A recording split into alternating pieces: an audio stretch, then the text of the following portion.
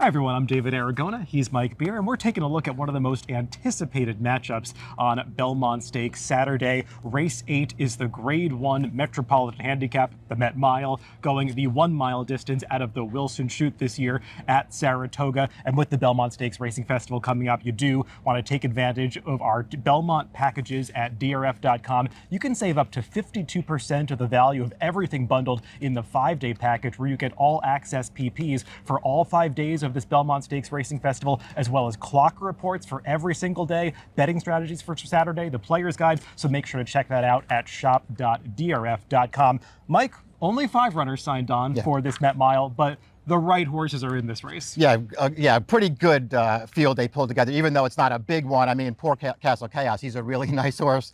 He might have got hustled in here. The other 4, you can make legit cases for all of them. Yeah, and the 2 drawn down towards the inside are the 2 I think we're really looking forward to seeing match up on the racetrack. Fierceness, who I did install as the even money morning line favorite, along with White Abario, this year's Pegasus World Cup winner. To get a sense of how these horses might sort themselves out coming out of that Wilson Chute onto the backstretch, let's take a look at the Timeform US pace projector for this race. And Mike, we know the horse on the outside, the number 5, Raging Torrent, has a ton of early speed. Yeah. He's shown that he can go fast early and keep it up through the latter portions of the race, so they're probably going to be aggressive with him, and I'll be interested to see where horses like Fierceness and Just a Touch adapt inside of him. Yeah, I agree with that. I mean, it feels like Raging Torrent here is probably on a little bit of a mission from the outside, but I'll still go. Fierceness is a very tactical horse. They haven't gotten that aggressive with him, and especially in his recent races since he's gotten really good. He's more of a tactical kind of a runner, but he's got the rail here.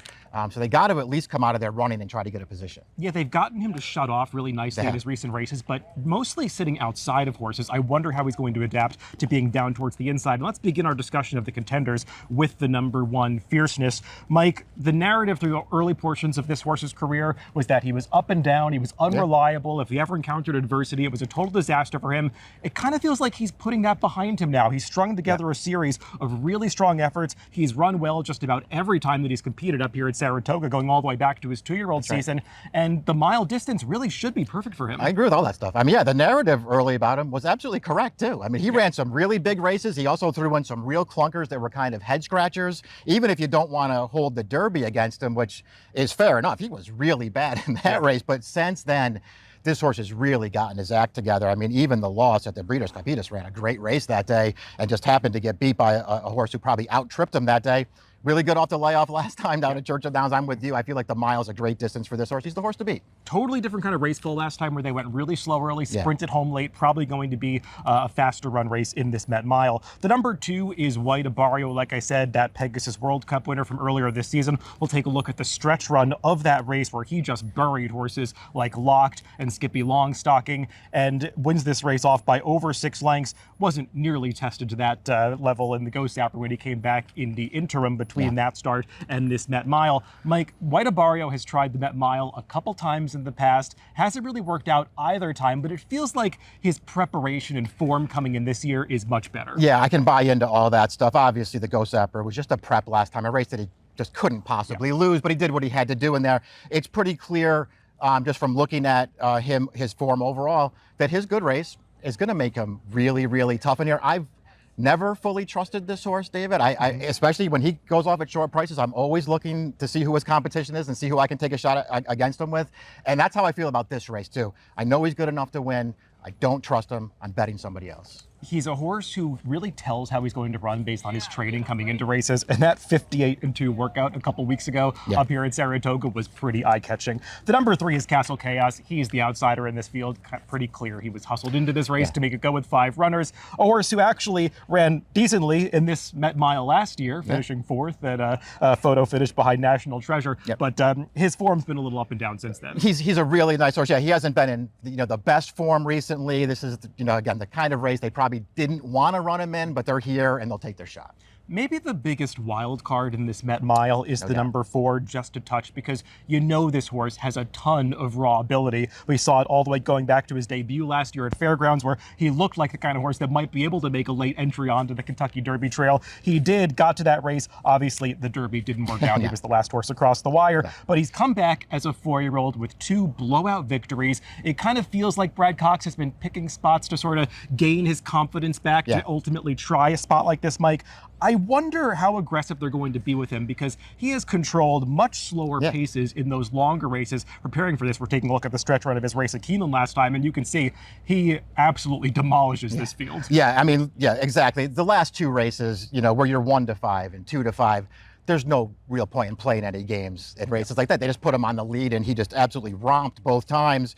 But I'd be encouraged that he could sit off another horse just based on what he did earlier in his career, where, you know, he's got plenty of speed and talent, but he doesn't need to be on the lead to run his good race. He's one of the horses who he was just so talented that I felt like his connections felt like they had to take a shot, try to get him to the Derby. He ran great in the Bluegrass. The Derby obviously wasn't good, but he had a brutal trip in that race, and he probably paid the price for that in the Iowa Derby, where it was a little flat. But he's come back this year, and he's taken a huge step forward. Do you find it at all interesting that Brad Cox probably has 4 candidates for the Met Mile in his stable? And Brad Cox is not a type of trainer who's inclined to run his horses against each other in races like this. But do you find it interesting that he's the one that's chosen for this race? Yeah, I mean, it's probably a good sign, if nothing else, for Just a Touch. The way that he's looked since he's come back as a 4-year-old, I'm not surprised that they're looking at races like this.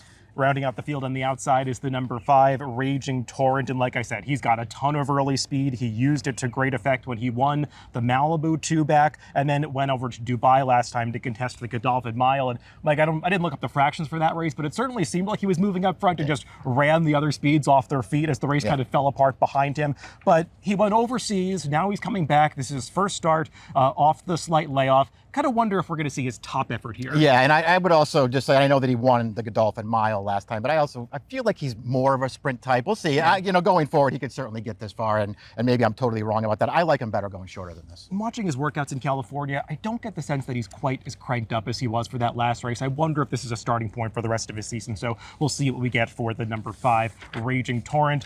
Before we get to picks for this race, make sure to like this video, hit that thumbs up button, leave us a comment. We'd love to know who you like in the Met Mile or any of these major grade ones on the Belmont Stakes Racing Festival. And also subscribe to the Daily Racing Form YouTube channel. We've got stakes previews of just about every major race this weekend at Saratoga. Mike, where'd you go in this Met Mile? Yeah, listen, the 2 inside horses are the horses to beat. I prefer Fierceness to White Abarrio, but I'm going to bet Just a Touch in here. I'm very interested to see how he steps up against these horses. Yeah, I think that White Abarrio is just really going to trip out in this race. Being drawn right outside of Fierceness kind of puts him in the driver's seat, especially if they're not super aggressive with Fierceness. And I just feel like White Abarrio is training again, like he's sitting on another big effort. So I went for the number 2, White Abarrio, the number 4, Just the Touch for Mike in the Grade 1 Met Mile on Belmont Stakes Saturday. Good luck if you're playing the races this weekend.